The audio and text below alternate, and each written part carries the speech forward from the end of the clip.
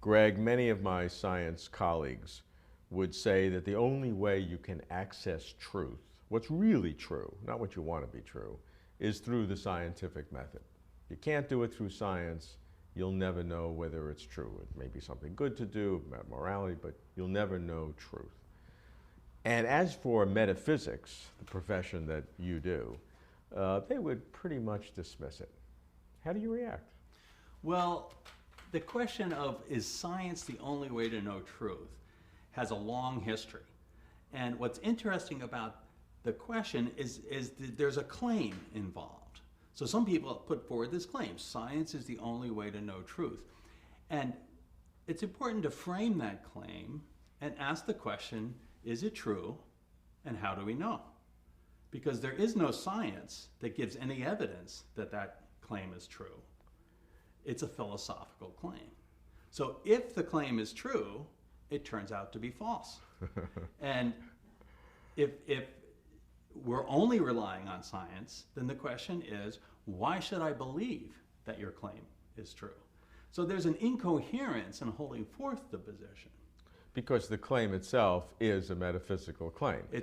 And you can exactly. say it's right or wrong, but you have to walk outside of that in That's order right. to make a judgment on that. You have to walk outside the methods. That's the movie. That's science. the trick you have here. That's the trick about the particular claim.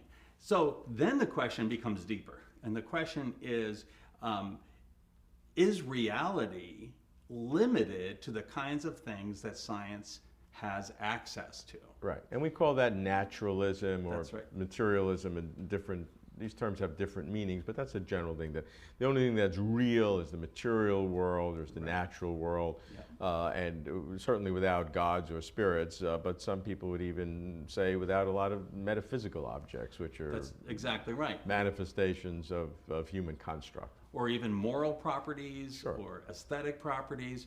And so there are various degrees and kinds of naturalism. There's one kind I call claim naturalism, where naturalism is a claim about what's real. And usually it goes something like this: only the things that science can touch are real.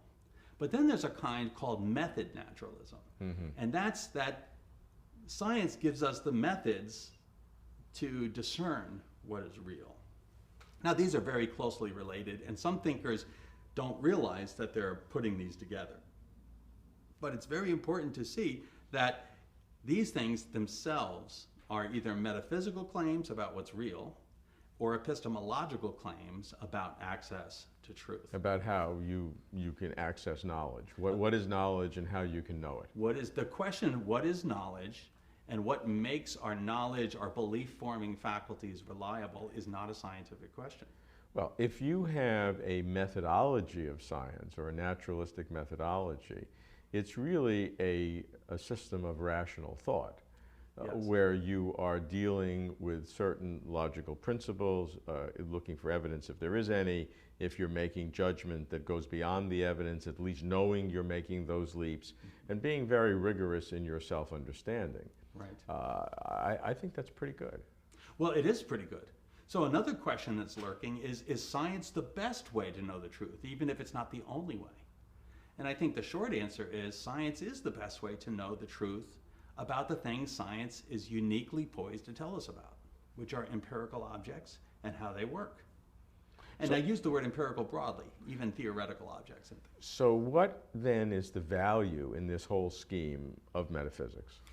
I think the value of metaphysics is that, first of all, it raises deeply human questions about what it means to be a person, but also it undergirds the scientific enterprise.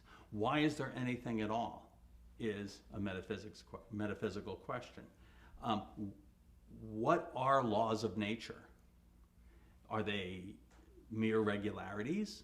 That's a philosophical question. That's not a question that physics or entomology is going to decide upon. Mm-hmm. It's a question that's philosophical.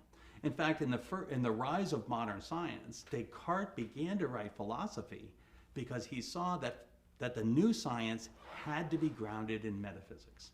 And he was afraid it would all slip away and become in vain if there wasn't a secure metaphysical foundation. And I think he was right. But the claim today is that yes, that may have been the foundation, and now that science has split apart from metaphysics, it's really left it in the rear view mirror where it belongs, because it was good for its time, established science, and now science is the way to truth, and metaphysics is a relic of the late Middle Ages.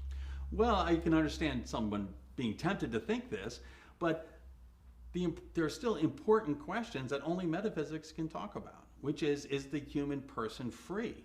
What is the nature of human freedom? And how do we know that the human person is free? What are good reasons to believe that? That's not a question that the physicist is going to tell you. Even if the physicist thinks every event is determined, physics cannot tell us that every event is determined. It's a philosophical conclusion.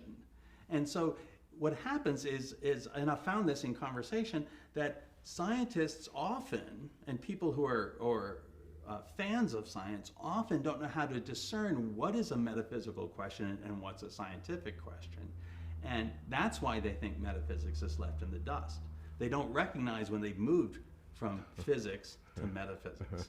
The philosophers tend to recognize it because our turf is so small. We're very sensitive about people stepping on our turf. And we say, wait a minute, I think the philosophers need to speak up here.